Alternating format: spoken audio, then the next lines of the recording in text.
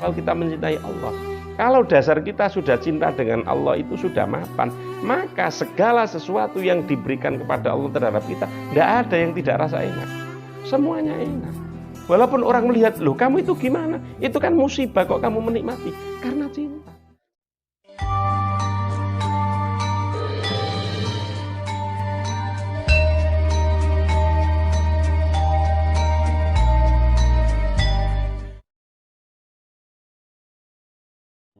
Waalaikumsalam warahmatullahi wabarakatuh. Kembali lagi bersama kami Santri Mbiling Channel, masih dalam acara Nyecep Banyu Suci Perwitosari, Nyecep Barokahipun Syekh Abdul Qadir Al-Jilani. Kemarin kita sudah mendengarkan beberapa nasihat. Yang terakhir yaitu kita harus senantiasa bertaubat, dan kita itu hidup harus senantiasa bertauhid, yaitu mengesahkan Allah dimanapun kita berada. Untuk hari ini Bah, kira-kira nasihat apa lagi yang bisa membawa santri Mbiling itu selalu berjalan dalam jalan keridhaan Allah ini? Nasihat cinta ini, sekarang ada nasihat cinta. Begini, Syekh Abdul Qadir Jailani menyampaikan, idza ghafalal muhibbu anil mahbub nadahu lisanus syauq irji' ila rabbik. Artinya, manakala orang yang mencintai itu lupa terhadap yang dicintai, maka lisanus syauq, ucapan rindu akan selalu memanggilnya. Nah, ini. Jadi idza ghafalal muhibbu anil mahbub nadahu lisanus syauq. Apa teriakan rindu, apa ucapan rindu yang selalu diteriakkan? Irji' ila rabbik, kembalilah kamu kepada Tuhan. Kembalilah kamu kepada Tuhan. Artinya begini, kalau orang itu sudah mencintai kepada Allah, kemudian dalam perjalanannya itu ada kalanya lupa kepada Allah, maka lisanus syauq akan memanggil, irji' ila rabbik, kembalilah kepada Tuhan. Artinya apa? Bahwa modal cinta ini adalah sesuatu yang dasar. Kalau orang itu sudah pernah mencintai Allah dan merasakan nikmatnya mencintai Allah, walaupun dalam perjalanannya itu mengalami proses gonjang-ganjing, kemudian sampai mengakibatkan orang itu lupa terhadap Allah, maka Allah akan memanggil. Siapa yang memanggil? Bukan Allahnya, rasa rindunya. Contoh begini, kamu pernah punya pacar, terus sudah seiring dengan perjalanan waktu karena sebuah kesibukan, pacar sudah abai karena tidak terlalu penting. Lebih penting kesibukan tersebut, entah karir, entah apa.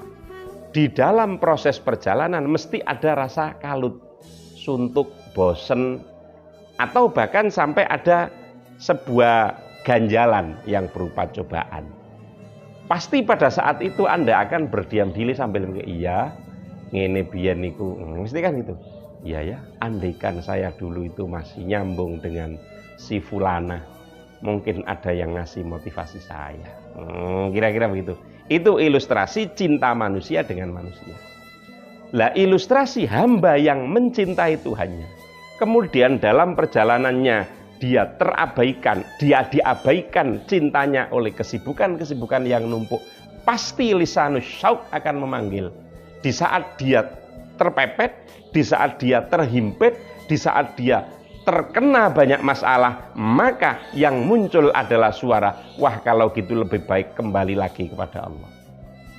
Sama halnya sering kita mendengar, wah gak kuat mikir aku, pasrah wae.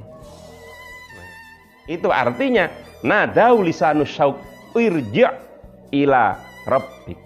Aku wis gak kuat mikir, saya sudah tidak kuat mikir, sudah pusing saya pasrah saja kepada Allah. Ini contoh. Nah, itulah enaknya, itulah pentingnya. Jadi ya enak ya penting orang itu menanamkan rasa al-hub ilallah. Karena pada hakikatnya hub ilallah itu adalah menjadi pengingat pada saat kita punya masalah. Ibarat orang itu menjadi minuman cadangan di saat seseorang itu haus dan dahaga. Jadi kita itu harus senantiasa hub ilallah. Kita harus senantiasa mencintai Allah, dan pembahasan cinta itu kita harus kembali kepada Allah. Nah, ada, kalau tidak salah itu sebuah cerita itu Al-Arabi kalau tidak salah, Pak. Itu ada seseorang pemuda itu, kalau ini cerita ini tidak salah, itu ada seorang pemuda itu bertanya kepada Al-Arabi, wahai guru, ajari saya menjadi seorang sufi, ajari saya untuk menjadikan seorang yang benar-benar mencintai Allah. Tapi sufi itu menjawab, kamu pernah jatuh cinta atau belum? Belum pernah. Sudahlah, kalau belum pernah kamu nggak akan bisa mencintai Allah. Nah, apakah benar seperti itu? Kalau kita itu mau mencintai Allah, kita itu harus belajar jatuh cinta. Itu adalah sebuah gambaran sebenarnya. Jadi tidak kemudian orang itu bisa mencintai Allah setelah ia mencintai manusia. Itu bukan kemudian hakikat maknanya seperti itu. Tapi yang dimaksudkan adalah Anda tidak akan bisa merasakan cinta kalau memang Anda itu belum pernah mencinta. Lah ngapain kalau kemudian harus mencintai makhluk dulu, baru coba-coba kemudian baru mencintai Allah? Bukan. Tapi intinya adalah bahwa cinta itu soal rasa. Dan rasa itu bisa menjadi sebuah potensi kekuatan diri manusia. Nah, itulah. Nah, mencintai Allah adalah bagaimana seorang itu punya rasa untuk mencintai Allah. Nah, seperti apa sebenarnya mencintai Allah? Memang normatifnya orang itu harus berjalan sesuai syariat dulu.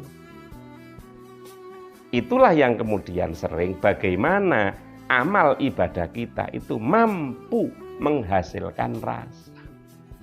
Nah, rasa-rasa itulah yang tidak lain dan tidak bukan adalah semata-mata hub ilallah. Kalau orang itu sudah hub ilallah, maka di dunia ini tidak ada yang lain kecuali mahbub. Kan banyak seperti syair-syair Rabi'atul Adawiyah, seperti pujangga-pujangga. Cuma bedanya kalau Rabi'atul Adawiyah adalah yang zat yang dicintai Allah. Tapi kalau pujangga-pujangga kan biasanya mencintai alam, mencintai sesama manusia. Bahwa cinta itu sesuatu banget. Cinta itu sakral banget. Makanya sampai kepada Syekh Abdul Qadir Jailani juga mengatakan idza ghafalal muhib. Muhib itu kan orang yang sudah pernah mencintai. Manakala ia ghaflah, ia lupa anil mahbub, dari zat yang dicintai, secara refleks nadahu lisanus syauq. Makanya sebenarnya kekuatan yang harus selalu kita jaga untuk kita bisa selalu ingat kepada Allah adalah kekuatan cinta kita kepada Allah. Jadi kita itu harus selalu mencintai Allah, kekuatan cinta kita kepada Allah. Dan ketika kita sudah mencintai Allah, maka yang lain itu seakan-akan sirna seperti banyak. Mungkin seperti cerita kisah cinta Laila Majnun. Saya pernah mendengar itu bahwasanya pada suatu ketika Majnun itu Qais itu melihat ada, kalau tidak salah, anjingnya Laila lewat, dia ikuti terus sampai dia melewati orang sholat. Nah ketika itu Qais itu ditegur, Qais, kamu melewati kami orang sholat, kenapa kamu tidak ikut sholat malah mengikuti anjing? Lah Qais itu bilang, loh saya terlalu fokus sama anjingnya Laila saja tidak tahu kalau kamu sedang sholat, kenapa kamu yang fokus dengan Tuhan, kamu ngobrol dengan Tuhan kok tahu saya melewatimu? Apakah seperti itu, Bah? Kalau kita sudah mencintai Tuhan itu kita tidak? Itu kan bentuk dari argumen. Jadi ya nggak salah. Artinya bicara kualitas cinta dari cerita tadi masih berkualitas cintanya Qais terhadap Laila. Sehingga dia tidak terperhatikan yang lain kecuali fokus kepada mahbub. Sementara orang yang sholat itu tadi ngakunya cinta Allah, tapi ternyata dia masih memperhatikan ada yang lewat. Terlepas objek yang dicintai berbeda. Jadi andaikan sama-sama itu objek, berarti kualitas cinta terbaiknya adalah kualitas cintanya Qais. Tidak mikir yang lain. Yang dipikir hanya mahbub. Makanya orang itu kalau sudah terlalu cinta kan tidak ada yang tidak enak. Banyak toh lagu yang namanya rasa coklat apa itu kan, apa macam-macam lah, kencing rasa teh, terus tahi jaran rasa coklat ya, itu kan bagian dari ungkapan cinta. Artinya begini, sama halnya kalau kita mencintai Allah. Kalau dasar kita sudah cinta dengan Allah itu sudah mapan, maka segala sesuatu yang diberikan kepada Allah terhadap kita, tidak ada yang tidak rasa enak. Semuanya enak. Walaupun orang melihat, loh kamu itu gimana? Itu kan musibah kok kamu menikmati. Karena cinta. Sama halnya di saat orang itu mencintai sesama. Loh kamu itu gimana? Itu lidahnya pacar kamu. Apa itu liurnya pacar kamu kok kamu bilang wangi? Itu mestinya kan baunya nggak wangi. Tapi karena itu milik yang dicintai, maka menjadi wangi. Sama halnya, kalau ini datangnya dari yang saya cintai, maka tetap enak rasanya. Nah itulah kenapa dasar cinta itu menjadi landasan yang luar biasa. Jadi dasar cinta adalah landasan yang sangat luar biasa. Mungkin ada pertanyaan? Di tanglet tak bener nopo niku rasa enten sing nate kula mireng sing anjang iku lan ngomong rasa iku roh sing kuwasa nggih enten sing sanjang rasa kuwi manggone ning indra. Lah tegese niku Mas rasa niku nopo? Definisi-definisi yang tersampaikan di masyarakat. Rasa iku rohe kuwasa. Rasa itu apa tadi satunya? Manggon apa? Indra. Itu ya bisa benar, bisa kurang benar. Itu kan untuk memudahkan, menalarkan arti rasa. Rasa itu apa sih sebenarnya? Rasa itu perkara sing manggon no ati. Ati itu bisa diraba ndak? Bisa dilihat ndak? Ya tidak bisa. Tolok ukurnya adalah, yang bisa dilihat adalah indikator. Orang itu kok cemberut? Pak, dia punya perasaan gundah gulana. Orang itu kok tersenyum? Dia punya perasaan senang. Jadi yang bisa kita lihat dan kita tangkap itu adalah indikatornya, tanda-tanda. Makanya dalam hadis alamatu halawatil iman. Bukan halawatul iman, tapi alamatu halawatil, tanda-tanda manisnya. Karena manis itu rasa. Oleh karenanya sekali lagi, rasa itu sebenarnya apa? Rasa itu adalah tidak bisa didefinisikan. Kalau saya sendiri mengatakan rasa itu adalah mala ainun ro'at, wala udunun sami'at, wala khotoro ala qalbi basyarit. Walaupun tidak mesti tepat, ini kan definisi surga. Tapi kita mengambil istilah gampangnya saja. Mala ainun ro'at, rasa itu tidak bisa dilihat oleh mata. Wala udunun sami'at, tidak bisa didengar oleh telinga. Wala khotoro ala qalbi basyarin, dan tidak pernah terbersit di dalam hati. Itu rasa. Cuma, loh itu kan definisi surga. Iya benar. Ini saya untuk menggampangkan definisi. Jadi terus rasa itu apa? Masa sesuatu tidak bisa didefinisikan? Makanya orang itu jangan mencari rasa dulu. Kalau kamu ngejar rasa, tidak akan ketemu. Rasa itu hasil. Jadi rasa itu hasil. Bukan kemudian sesuatu yang kita kejar. Sesuatu yang kita lakukan. Apa yang harus kita lakukan? Ya ibadah normatif. Ibadah itu apa? Ada sholat, ada zikir. Ya kan? Ada sedekah, ada zakat, ada berbuat baik, ada amar ma'ruf nahi mungkar, ada imatatul ada al-hilm, ada al-afu, ada ghaddul basar, ada macam-macam. Itu adalah aktivitas ibadah. Aktivitas ibadah semuanya itu nanti akan menghasilkan rasa. Makanya ibadah seseorang itu belum dikatakan sempurna kalau belum berasa. Oleh karenanya, apa definisi rasa sebenarnya? Yaitu kalau menurut saya, tidak bisa dilihat dengan mata, tidak bisa didengar dengan telinga, tidak bisa dibayangkan dengan hati. Itu adalah rasa. Sama halnya itu tadi, orang itu senyum. Indikator kan, alamat kan, oh karena dia punya rasa senang. Orang itu cemberut, indikator kan, karena dia punya rasa gundah gulana. Kira-kira begitu. Jadi rasa itu ya seperti itu. Tidak bisa dilihat oleh mata, tidak bisa didengar oleh telinga, dan tidak bisa dibayangkan oleh hati. Nah, mungkin ada tambahan pertanyaan?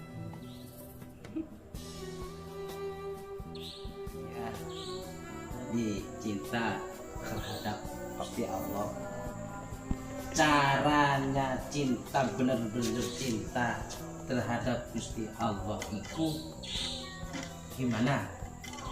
Kadang kan ya cinta terhadap akan, tetapi kebanyakan seseorang cintanya terhadap Allah sudah seperti itu, lalu cinta itu tiba-tiba pindah kayak dia ke perempuan, karena kan Gusti Allah itu dinomorduakan cintanya, kebanyakan yang ini. Nah, bagaimana caranya cinta terhadap Gusti Allah semakin kokoh gimana? Begini, jadi bagaimana cara mencintai Allah? Dengan cara melihat dan merasakan keagungan dan kebesaran Allah. Atau bahasa sederhananya karena kita melihat kelebihan. Bahasa sederhana yang saya pakai begini. Seseorang mencintai lawan jenis itu kan mesti ada sebab. Kowe kok seneng ae? Nggak tahu, tiba-tiba kok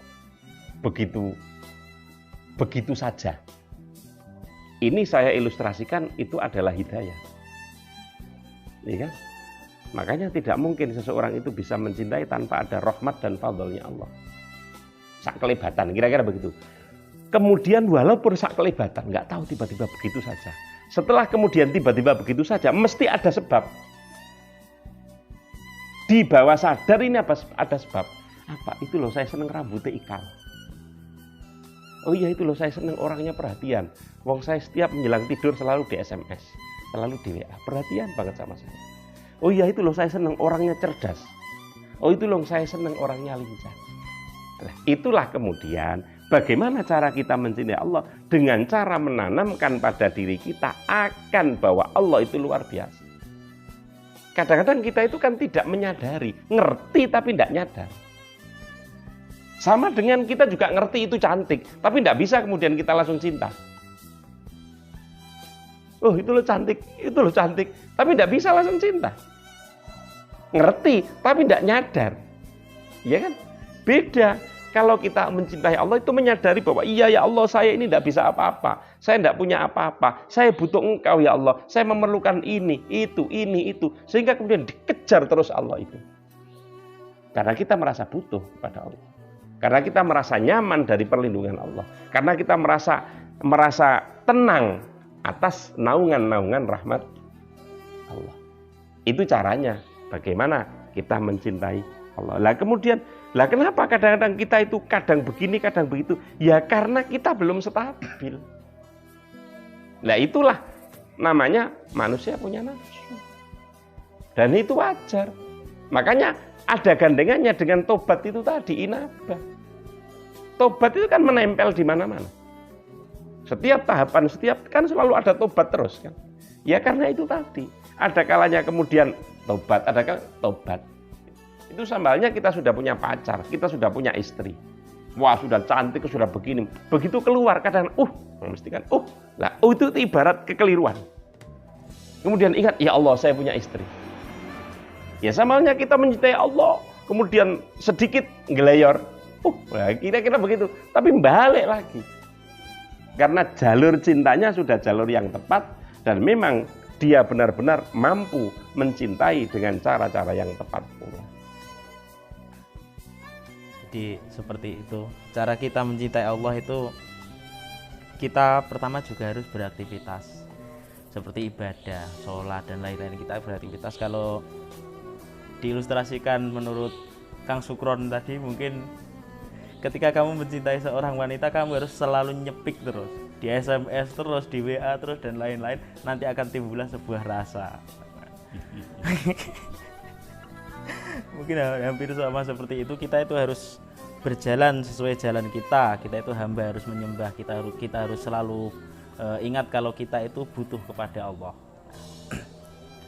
Mungkin cukup pembahasan cinta hari ini. Cinta itu sangat indah. Kita itu harus senantiasa mencintai Tuhan. Kita harus senantiasa ingat kepada Tuhan. Kita harus senantiasa kita itu butuh Tuhan, dan kita itu aman karena mencintai Tuhan. Sekian, semoga ada manfaatnya. nantikan lagi konten-konten kami selanjutnya masih dalam acara Nyecep Banyu Suci Perwitosari, nyecep keilmuan sejati Syekh Abdul Qadir Al Jilani. Wassalamualaikum warahmatullahi wabarakatuh.